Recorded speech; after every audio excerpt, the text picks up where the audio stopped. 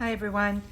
I just wanted to pop on and tell a story about a takeaway that I had for when I worked for years for that functional medicine doctor.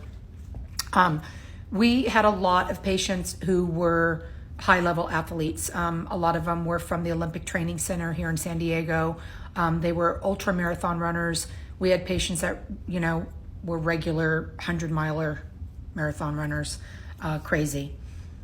So we had a lot of patients that were top level performing athletes who were very into what they put in their body and what they did to their body. And more than not, those athletes would come back with lab work that was not good. Their cortisol levels were off, their adrenals were fatigued, they had leaky gut.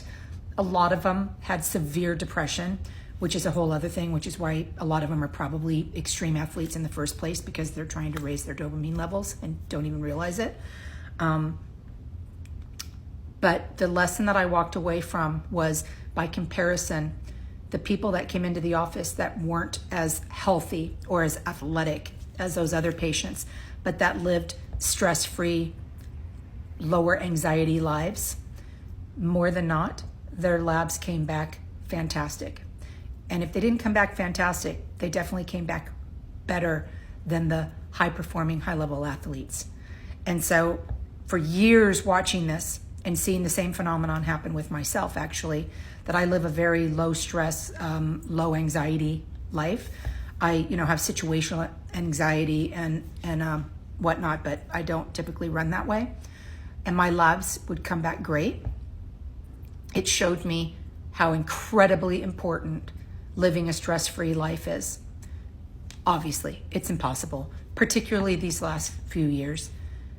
But if you're gonna focus on one thing, like if somebody said to you, just focus on one thing, I'm here to tell you, in my experience, it would not be going and taking supplements. It wouldn't even be eating better and exercising. Like if I could only do one thing, I would up my meditation and do things to reduce my stress.